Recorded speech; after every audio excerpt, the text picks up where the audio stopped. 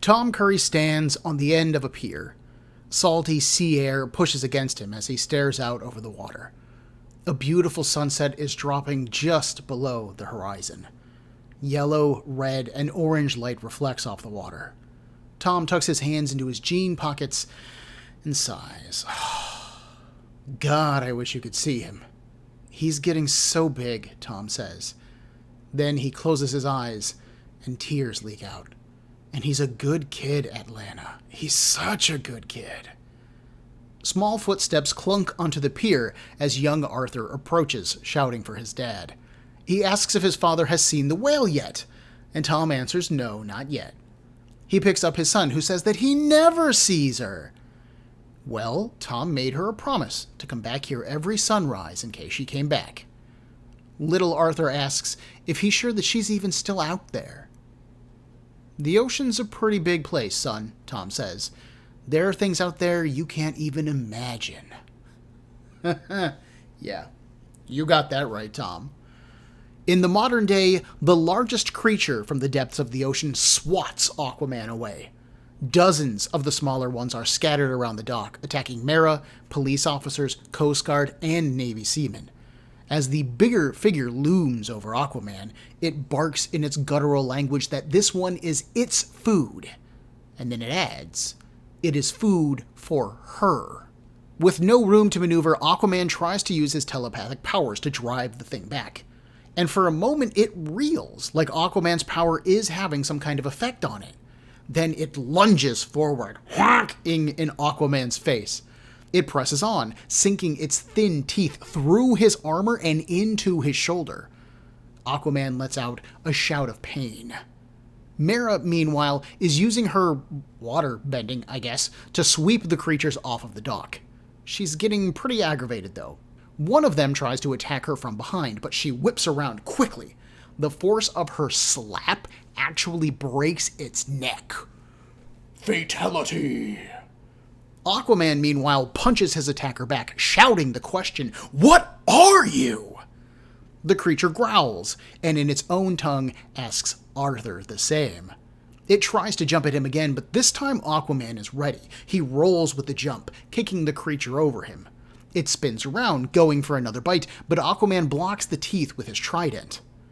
Another creature, one of the smaller ones, tries to attack Aquaman from behind, and he uses his trident to tear at its jaw. This stops the attack, but it also allows the big one to grab Aquaman by his head and throw him across the dock. Aquaman smashes into a big pile of crates, supplies, and through a wall. Having bought itself a moment, the big one stands up, and bioluminescent streaks across its body light up. It orders the rest to bring the food home. They repeat the word home like a hive mind and slink back into the water. Some of them are carrying humans when they do it. Or at least they're carrying bodies. I can't tell if they're still alive. The human forces, the police, the Coast Guard, the Navy, Aquaman, and Mera, take a moment to breathe. A pair of the cops note that they saw the creatures eat their fallen dead, and that their honking sounds like seals. And sorry, seals, I guess I can't do a very good seal sound. They did not describe that last issue when I established what the honking sound sounded like, so that's on me. Someone asks Aquaman what those things were, and somberly he answers that he doesn't know. The sheriff can't believe that, though. You're Aquaman. How can you not know? That's your thing. You live in the ocean. You're an expert of the ocean. Ocean, man! The deputy that we met last issue corrects him, Deputy Wilson. He actually lives in the lighthouse, sir. Another cop adds that no one actually lives in lighthouses. Besides, Aquaman lives in Atlantis, right? We then circle back around to the sheriff, who says that Atlantis isn't real. Don't be an idiot. Aquaman, the only one who is taking these creatures seriously, suggests that they secure the shoreline before they do anything else. The Coast Guard says that they already are. His divers are getting out of the water, the choppers are staying in the air, and they have orders to shoot anything that is moving in the water. They don't want to do that, Aquaman says. They might hit the surviving people. He then goes over to the cocoon that the creatures left behind that was pulled up last issue, and he pulls it open like an oyster shell. Inside of it is a golden retriever. The Coast Guard doesn't believe it. Why would they cocoon a dog? Mera answers that dog or human, it doesn't really matter to these things. They're all meat. The dog starts barking, and we see one of the wounded creatures trapped underneath a pile of debris. Its one good arm is stretched out, reaching for the dog, and a bullet suddenly passes through its head. It drops dead. The guy from the Navy wants to take this thing back to base. Maybe his people there can tell them what they're looking at. Aquaman examines the body for a moment, noting that it's bioluminescent like an anglerfish, but the officer from the Navy cuts him off. Look, Aquaman, you know what? We have this under control. You don't know what these monsters are, you couldn't stop them, but you gave it your all, man. And we appreciate that, we really do. When this is all over, we will put in a good word for you in the papers, okay? Just leave this one to the professionals, will ya? They'll make sure that this time, he's put in a good light. Arthur glares at the guy for just a beat, just a single panel, and it looks like he's going to say or do something to put this guy in his place. But instead, he scoops up the creature's body. Come on, Mera. And then they jump away. My name is Ben, and this is Comic Book Breakdown, episode 26.3 of Aquaman, The Trench.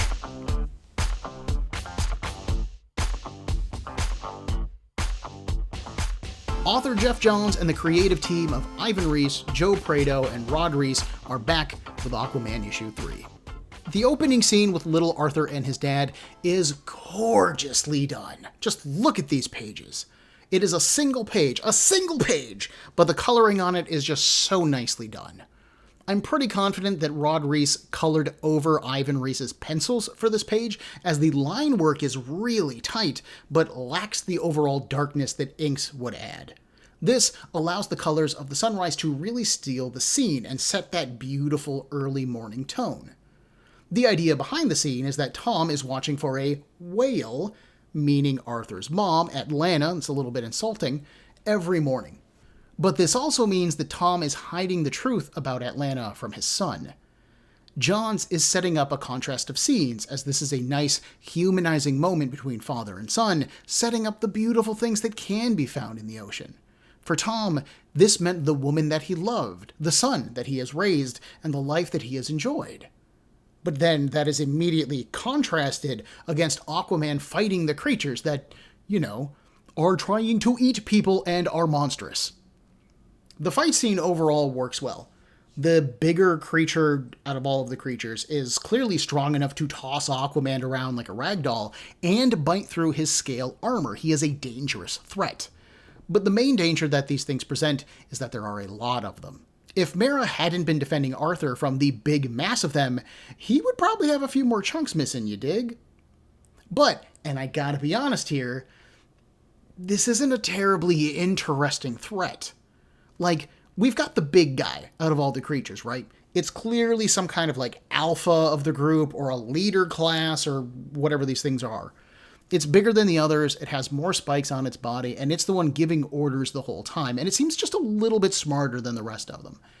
But, who cares? It doesn't have a personality, there is no character to it, it's just dangerous. We do clearly have some kind of threat behind this guy, though. It does say, this is my food, and then it is food for her, so maybe there's some kind of queen or mate type of figure that is going to be revealed. And maybe they'll have a personality. Maybe that'll be interesting. We'll find out. Thankfully, I think that Johns kind of knows that this threat is good but not great, because he moves us on from it pretty quickly. The creatures return to the sea, we confirm that they make their own to-go boxes with these cocoons, and then we have the fun stuff in the scene, which is Aquaman dealing with the frustrating pain in the butt that is humanity. It is so frustrating watching these shrubs have no idea what they are flooping doing. And Aquaman keeps trying to help, and then they say something stupid or condescending, and you can just see him holding back a smackdown. And I get it. Issue 1 literally had someone ask what it is like to be Aquaman. And I feel like as an audience member, I kind of know the answer from Arthur's perspective at this point in the story. What's it like to be Aquaman? Man, it's annoying as hell. This scene reinforces what Johns established last issue, that most of society doesn't get Aquaman. They don't understand that he doesn't know every living thing in the ocean by name, or why he lives in a lighthouse, or even that Atlantis exists. They even assure him at the end of the scene that they'll put in a good word for him in the papers. Like, God, these flooping shrubs. This guy risked his life, he fought off the monsters, he saved that dog, and he is the one who figured out the cocooning thing, and what did y'all do? You shot one creature in the head right at the end when it was already wounded? Great job, team. Nailing it, crushing it. Aquaman's the incompetent one here. So Aquaman gets crapped on by the authorities, and he does his boss thing. He just takes the corpse and leaves. Peace out, y'all. Aquaman's going out of here. Our pair of heroes then move on. Mera confronts Arthur, assuring him that he shouldn't listen to them, meaning the authorities. He responds that he doesn't care what they think or what they say, but he has barely spoken to her since they left the scene. That isn't why he hasn't spoken, Arthur says. He just didn't want to come here ever again. The camera then spins around, revealing a small house. It's 2 stories, located on a beach, and seems to be fairly isolated. We see no lights on, but a small plume of smoke seems to rise from a chimney at the back of the building. This is the home of a marine biologist named Stephen Shin. He is the man who was in that photo Mera referenced last issue. Once Arthur's powers started to develop when he was a kid, his dad brought Dr. Shin in to help. He is the one who taught Arthur how to use his powers. And then Arthur drops the bombshell. Dr. Shin tried to kill him. Mera does the what? Why? For us, so we don't have to. And Arthur replies that it's because he wouldn't take Dr. Shin to Atlantis. Inside, we find the home in disrepair. Dirty dishes have filled the sink. Books, scrolls, paper, photos cover almost every surface in the house. We can read the titles of some, and they all focus on Atlantis or tie back into Atlantis. A nature documentary on piranhas plays in the background. A little mood music about how predatory undersea life that's ravenous isn't the threat that we think it is, perhaps foreshadowing the secret motives of these creatures. We focus on one section of the wall that is littered with newspaper clippings, all of them focused on Atlantis, or the mysterious Aquaman. The doorbell rings, and a middle-aged Asian man goes to the door. Dr. Shin has dark hair and a widow's peak. His face is lined with wrinkles. A pair of glasses rests on his nose, and he is dressed in a white shirt with rolled-up sleeves. He undoes the lock, asking, "Who is it? What do you want?" He clearly is not thrilled to have visitors. Shin opens the door, and a pair of intense-looking superheroes glare back at him. He recognizes Arthur immediately, and he even names Mera correctly. "You are the first one in the book so far. Good for you, sir."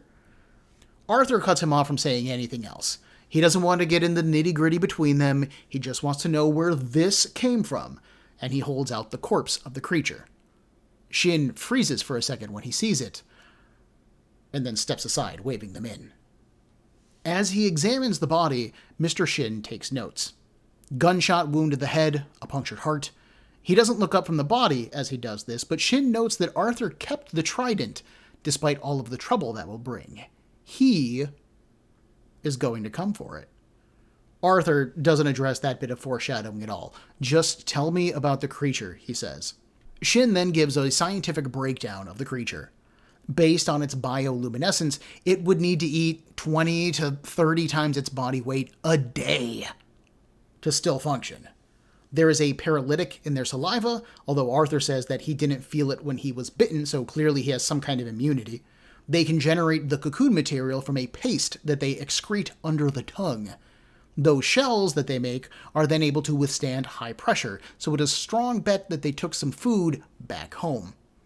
Based on material that is found in their gills, Shin guesses that they probably came from the bottom of the ocean around the mid-Atlantic ridge. They came from the trench. Bum, bum, bum. Dramatic reverb. He also supposes that they probably ran out of food in whatever their home is, given how much they need to consume. This is an amazing discovery, Shin says, getting excited. It's not a missing a link, it's a whole new line of evolution. Nobody's seen anything like this before. This could save his life, Arthur. He could get his credibility back. Which is when Arthur scoops up the corpse. He can't let Shin keep it. Here, Shin starts to panic. What do you mean? Why not? You have to. I helped you, Arthur. Shin argues that means you have to help me. Wait! But Arthur doesn't. He walks past the man and out the door. Shin chases after him, screaming, "Where is Atlantis?" Arthur only says goodbye, and then he and Mera jump away. She asks him who that man was. Arthur answers that he could be a dangerous man, but right now he's just a sad one. They stash the body somewhere, we aren't shown where, dive into the ocean, and go down. The plan is to save the people, if they can be saved. Then they'll figure out what to do about the creatures. Mera votes for killing them all. They are a threat. But they might be dying out, starving to death down in the dark, Arthur says. They might just simply be trying to survive. Just like us. With the introduction of Steve and Shin, we have a brand new facet of Aquaman's past in play. Remember, part of the point of the New 52 is to give all of these characters a fresh start. And Johns has only dropped hints about who Arthur is and what his background is up to this point. We now know that Dr. Shin helped Arthur learn to control his Atlantean powers. We can see that he is clearly a scientific genius, gleaming important information from the trench's body in minutes. He is actually more knowledgeable about sea life than Aquaman is. But we also see that he is desperately obsessed with Atlantis, to the point of being considered an outright threat by Arthur. Why? We don't know yet. Johns has established that the general public doesn't seem to think that Atlantis is real, or at least humanity's torn on the subject. Arthur has corrected people in these past couple of issues, but he isn't really concerned with confirming whether Atlantis exists or not, and maybe he doesn't want to commit to something. Maybe Arthur doesn't just want to leave Atlantis in his past. Maybe he doesn't want the surface world to know that Atlantis is real. We have vague dialogue hints that Arthur's trident is important to Atlantis in this scene, and that someone is going to want it back. That is what we call foreshadowing, kids. The last thing of note regarding Shin is his overall role in Arthur's life. While we've seen Tom Curry, his father, in flashbacks, we haven't had anything showing that Tom Curry is still alive. If anything, the warm, comforting, fond memories of Arthur's past definitely make me think that his dad is probably dead. That leaves just Dr. Shin in the very awkward role of living father figure. He is older than Arthur, after all, and he understands his powers better than Arthur does, and he seems to understand the oceans better in general. We even have a weird nod to Aquaman's original Golden Age origin inside the concept of Dr. Shin. When Aquaman first debuted back in 1941, his origin was that his father discovered the ruins of Atlantis, and, using the science and technology that he found there, he taught his son how to be an Aquaman. He taught him how to swim underwater and breathe underwater and how to communicate with fish. These were not inbound gifts, these were learned skills. That origin got updated in the 1960s to what we now know, that Arthur is half human, half Atlantean, and his superpowers come from that heritage. This updated origin by Johns has all of Arthur being half human and half Atlantean, but he still has a scientist teaching Arthur how to use those powers. That's Dr. Shin. Author Jeff Johns is well known for being a huge continuity buff over in the DC universe, so it's really cool to see the Golden Age idea echoed within the modern concept. Putting Dr. Shin in that role also highlights the tension between the two men. We can plainly see that Arthur misses his father, and he hates Dr. Shin almost in direct proportion to how much he loves his father. But he still trusts Shin, if only a little bit, or else he wouldn't have gone to him for advice. Perhaps Arthur wants to connect with his old mentor, but maybe he's too proud to admit it? Time and future issues will tell. Issue 4 of Aquaman opens in the utter darkness of the mid-Atlantic Trench. Cutting through the murk are the thin white circles that indicate that Aquaman is using his telepathy. We see a school of needle-teethed anglerfish glowing with bioluminescent light guiding Aquaman and Mera. Apparently, both of them can normally see fine at the ocean floor, but there isn't enough light down here even for them. This isn't your everyday darkness. This is advanced darkness. The rising temperature and toxins in the water indicate that they're approaching some kind of volcanic vent. As they continue to drop down, the pair argue over what to do about the creatures from the trench. Mera sees them as a threat. They are a primitive species, they're clearly unintelligent, and they will continue to threaten human life now that they got a taste for it. They need to be destroyed or trapped, she says. But Aquaman isn't willing to buy that argument. Atlanteans would call human beings primitive and unintelligent as well. There just has to be a better solution than a species-wide act of genocide. Their argument is interrupted as they approach something on the ocean floor. Black smokers surround some kind of craft. Or it looks organic, or maybe it's stone. I will fully admit that Ivan Reis's design for this thing is so alien that it is honestly hard to describe. It looks, to me, like a piece of crab shell. Well, we can see what looks like a claw, but it dwarfs everything around it. Aquaman and Mera are but specks next to it. If these things are unintelligent, Arthur says, then who built that? As they investigate the thing, they confirm that it is some kind of Atlantean undersea craft from before Atlantis sank. It's clearly been here for centuries. There was a hull breach, which probably allowed the creatures to feed on those who are trapped inside. But the real questions are what this means. What was Atlantis exploring in the ocean before it sank? And why were they way down here anyways? As our heroes continue to descend, their fishy light source stops traveling with them. Their survival instincts now overpower even Aquaman's telepathy. The pair resume their debate, to kill or not to kill, but once again, they're interrupted.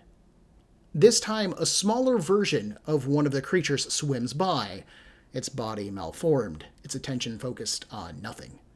It cries as it floats by, and it dies. It's clearly a child version of the creatures, but it's sick, mutated. It's inbred, Arthur supplies.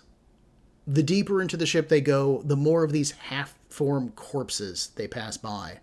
For Mera, this sight seals the deal. These things just aren't a danger. They are already on their way to extinction. Them destroying them would be a mercy kill. Arthur hushes her as they approach the end of a tunnel. It opens into a large antechamber, and occupying most of the space is a massive queen. We're talking like a Godzilla-sized monster here, capable of gulping down humans like they're popcorn. Her coloring is different from the rest, a yellow bronze to their steel gray. Long flowing antennae, or tentacles maybe, extend off of her back. Egg sacs rest on the back of her neck. We can even see some hatching as the spawn emerge and swim up into the tunnel that Aquaman and Mera occupy. Dots and lines of bioluminescent light are all over her body, highlighting thick muscles and her sheer size. We can barely see her stomach, but through its own interior glow, we can see the skeletons of humans being digested inside. The big creature from the attack on the surface seems to be communicating with her. Clearly, this big mama is the queen of these things, and that guy would be her king. This throne room doubles as their breeding ground and their feeding ground. The cocoons containing the kidnapped humans line the upper portion of the wall, just waiting to be emptied.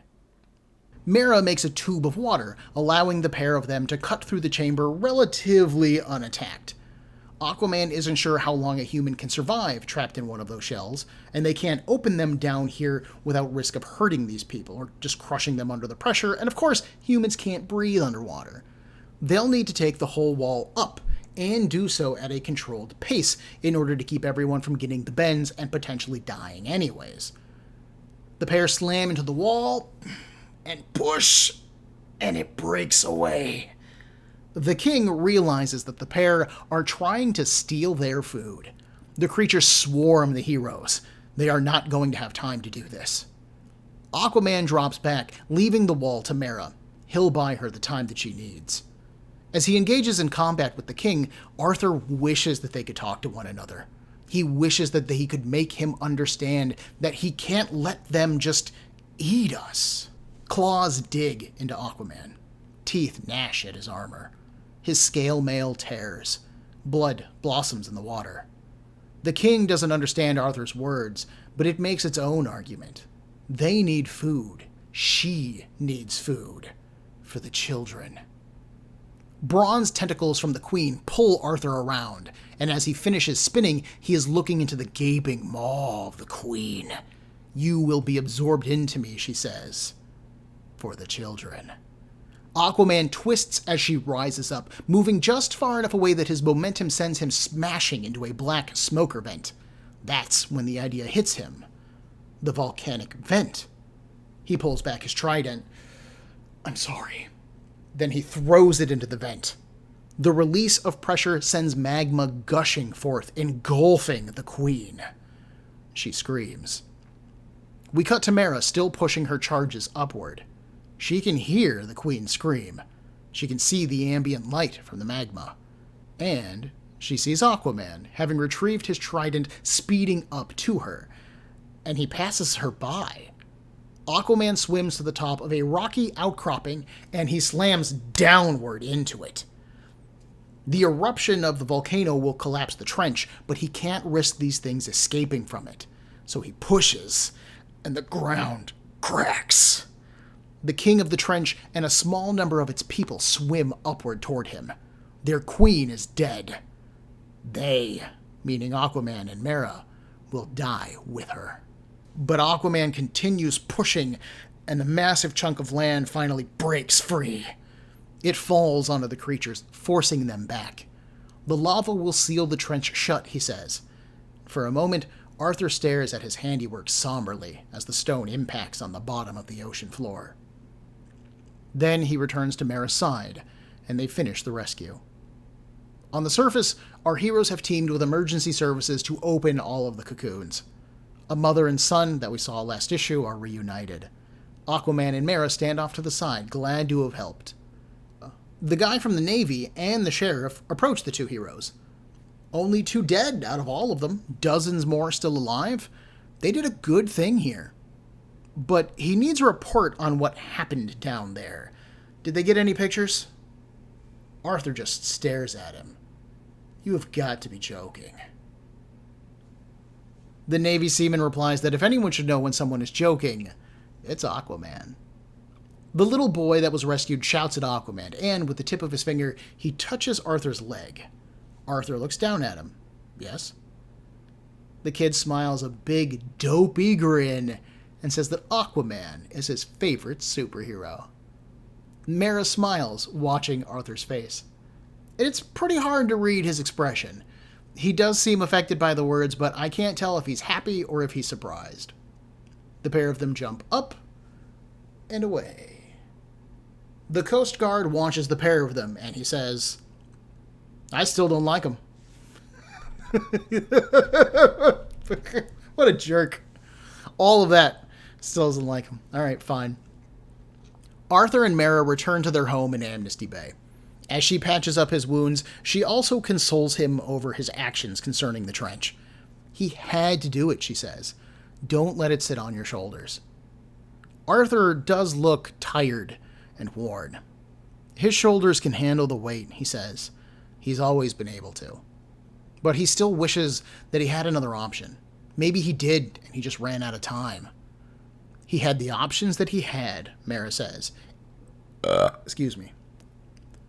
He had the options that he had, Mera says, and he did what he had to in order to save lives, including theirs.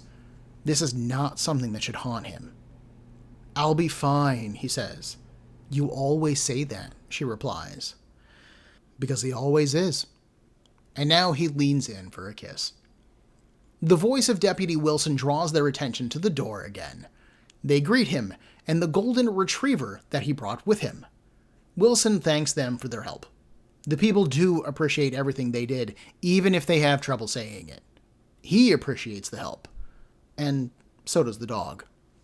Their owner was one of the people who didn't make it. He's a great dog, housebroken, loves people, loves the beach, and, since they seemed to take a liking to the dog, he thought that maybe this could be his new home. Arthur and Mera do seem really charmed by him. Mera asks the dog's name, but Deputy Wilson doesn't know. How about Aquadog? As he goes to leave, Wilson adds that the dog does have one downside. He doesn't know how to swim. Well, Mera replies, they'll have to teach him. We then end on a final page, which is just 4 horizontal panels that shows us a scene of Atlantis sinking with some text over it. This teases an upcoming story in Aquaman, where Arthur is going to be finding out who sunk Atlantis! Dun dun dun! Dramatic reverb. This issue of the book so far is pretty straightforward. It is an action issue, and it delivers on that action well. Johns works in some minor setup and payoff in the story, with Aquaman noting the volcanic vents at the start of the issue, and then using them to stop the trench at the end of the issue. That's smart writing. Simple, but effective.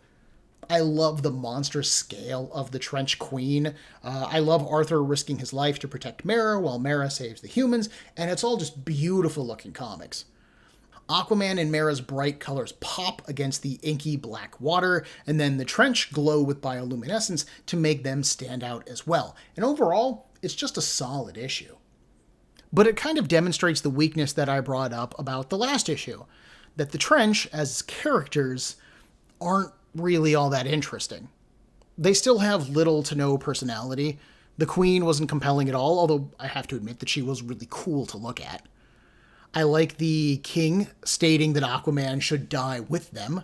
This implies that the king knows his people's fate. He is angry at Aquaman for condemning them. There is an intelligence here, even if Mera doesn't see it, and I appreciate that. But this story arc is just 4 issues, and that's at least partially because there isn't really any more meat on this particular bone. The trench threatened to eat people, Aquaman saved the people and stopped the trench, the story is over, huzzah! It's pretty fast-paced, sure, it's simple, and it is engaging for all of its simplicity. Johns does add in a new story wrinkle overall by connecting the trench and the creatures there back to Atlantis. Of course, Arthur's relationship to Atlantis is going to be an ongoing element of this book, and now we have a new mystery connected to it. That new wrinkle also presents some new questions, though. The idea that pre-sinking Atlantis was exploring the ocean is fine and neat on its own. As a land-dwelling people, we, humanity, explore the oceans as well. But the trench are actually native to the trench, as far as we know, and we are told that they ate the Atlanteans who were inside that submarine. Mera's the one who suggested it. Or were the trench originally the Atlanteans in that submarine, horribly mutated somehow over thousands of years of isolation and imprisonment? Because we're told that craft is Atlantean, right? Plato first spoke of a sunken Atlantis back in 360 BCE, meaning that a pre-sunken Atlantis is over 2,360 years old. I'll buy that Atlantis was exploring the ocean. I'll buy that something went wrong, and this craft, whatever it is, crashed and sank to the bottom of the ocean floor. But Dr. Shin also hypothesized that the creatures evolved in isolation, right? And issue 1 of this book makes it seem like they emerged from some kind of hiding place. Remember, the first group of the trench that we saw in that first issue were amazed that Up exists. And we are not talking about the Pixar movie, as good as it is. This implies that the creatures of the trench lived in a closed space where Up didn't exist. The concept of going up stopped somewhere, most likely because they were probably hitting the underside of this craft, but if they went in that craft and they were eating people and then the craft has a very clear trench up out into the open ocean that Aquaman and Mera swam down, then clearly they were not trapped there. If they were trapped there, then they were trapped there for 2,000 years. And if that's the case, what did they eat during that time period? Dr. Shin says that they may have eaten all of the local food, but if they were just trapped in that ship, what food was there to eat? How do you stretch out a crew of Atlantean people for 2,000 years? That's a hell of a rationing plan. I just don't understand how these creatures could have survived in the enclosed space of this ship for thousands of years. Aquaman says centuries, but that, quite frankly, I mean, I guess centuries do make up 1,000 years, so potato, but still. It felt like back in issue 1, when we first encountered the creatures, it felt like the creatures were trapped in a sectioned off part of the ocean. Like the shark in The Meg, right? As terrible as that movie was, there was a whole part of the ocean that was blocked off for whatever reason. Maybe the ancient ancestor of these creatures lived down at the bottom of the ocean, right? And when this Atlantean craft crashed, it sealed off the one opening to that part of the ocean. They then would have evolved as we saw them evolve and become the threat that we saw, and then they started to die off until a brave lone member discovered up. Hell, that is an epic quest movie if I've ever heard one. But instead, they were trapped in a ship. And it's a big ship, sure, don't get me wrong, but that's 2,000 years of existence trapped in a ship. There are some overall jigsaw pieces in this story that just don't quite fit together for me. This is a really cool idea, and I'll fully give that. And the bones of the idea are here, but like the spawn of the creatures from the trench, they just aren't fully formed yet. I almost wonder if Johns took this early concept for the trench and then polished it up for his second attempt at them with the Aquaman movie, which he wrote and produced, and where they fit in with the history of Atlantis a little bit more. While the trench are obviously a huge part of these 4 issues that we've covered, our lead character is Aquaman. And how did the team do there? As an introduction to Aquaman and his corner of the DC universe, did I find this interesting and compelling? Yeah, I did. I think it did. Arthur putting aside his Atlantean heritage for a normal life on the surface is a good starting point. Every Atlantean problem is going to drag him back under the waves, challenging him to take up the responsibility that he tried to put down. And if the trench and Dr. Shin are any indication, there are going to be plenty of Atlantean problems to keep him busy, and keep us, as an audience, reading and entertained. That is a pretty solid way to keep Aquaman distinct from other DC heroes like Superman or Wonder Woman. These 3 characters all have fairly similar powers. Flight, sort of. Super strength, invulnerability, all 3 of them got it. But exploring the ocean, defending it from surface dwellers, and defending the surface from Atlantic threats, that is Aquaman's charge. That is something that he specifically is going to be doing that nobody else is going to pay attention to. So those threats fit and feel natural. Arthur himself is presented as a pretty complicated character. He's clearly good-natured, as he not only put his life on the line in order to help humans, but he also puts up with a lot of crap. However, Arthur also doesn't have, like, a spark to him. He isn't charming, he isn't funny in a way that I expect a comic book superhero to be. He honestly feels like less of a character like Superman or Spider-Man, your kind of archetypical superhero, at least in my mind anyways. And he kind of feels more like Batman, really. This is a character who is burdened, and he takes that burden seriously, and he doesn't care what anyone thinks about that because it's his burden to carry. Even this ending, where we see him beating himself up in failing to save the trench, that's a pretty good example of that kind of seriousness.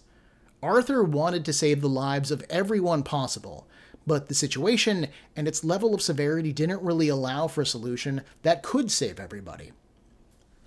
I also think that there's a fascinating parallel between the trench exhausting their resources and so they predate on other species, with humanity doing the exact same thing on the surface.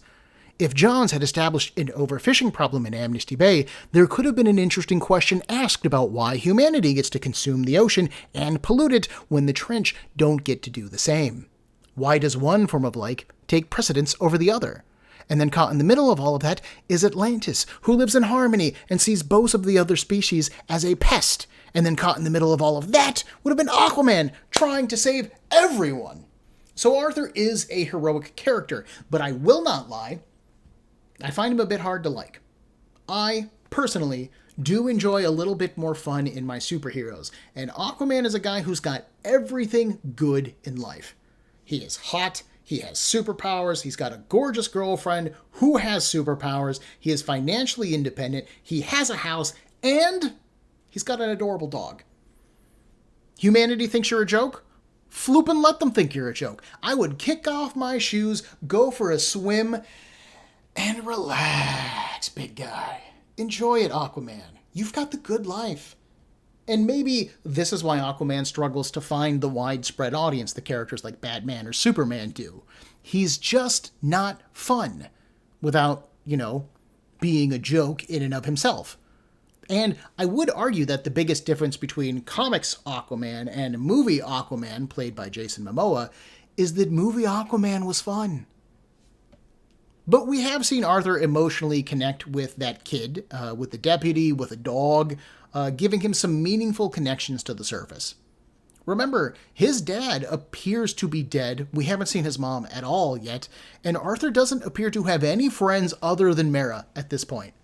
Johns needs to tie Arthur to the surface in order to add weight to his decision to cut ties with Atlantis, to make Arthur more human.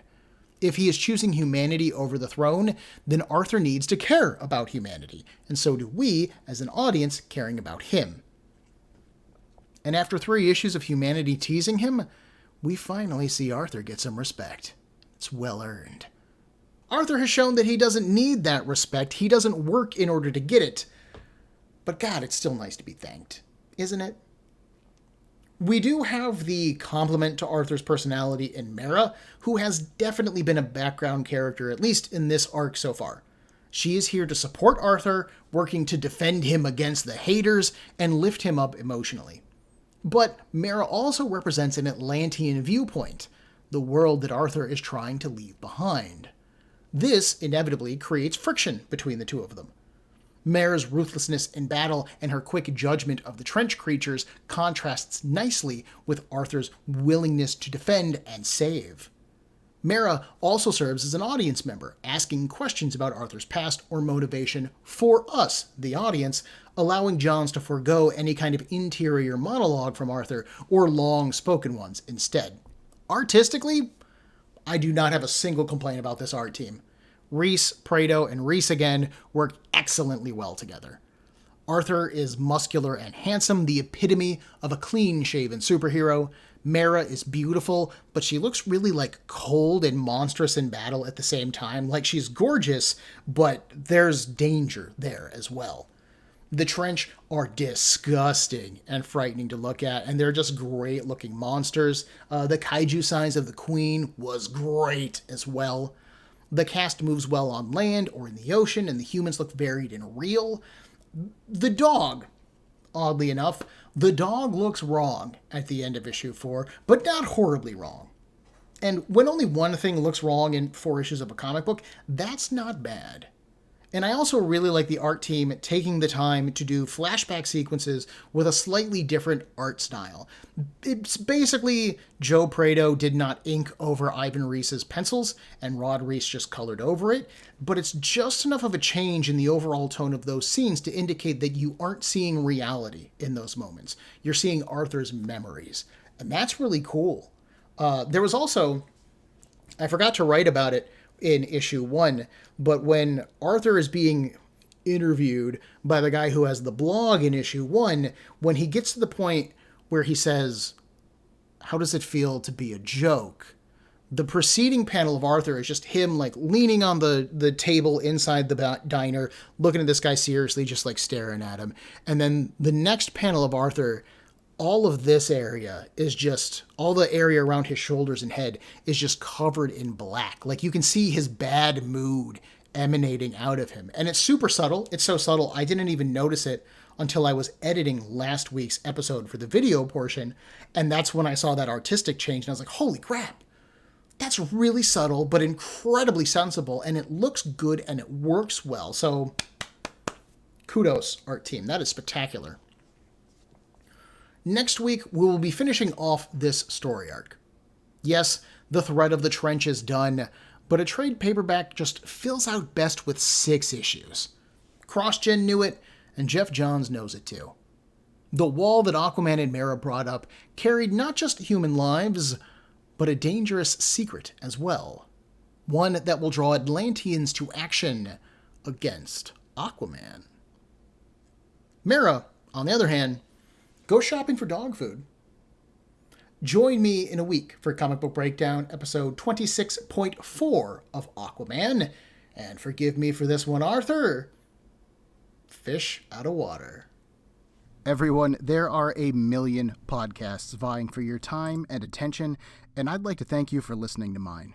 If you would like to get in touch with me to share a concern, request a series, compliment me, berate me, whatever you like, send me an email at cbbreakdown@gmail.com. Otherwise, thanks for listening.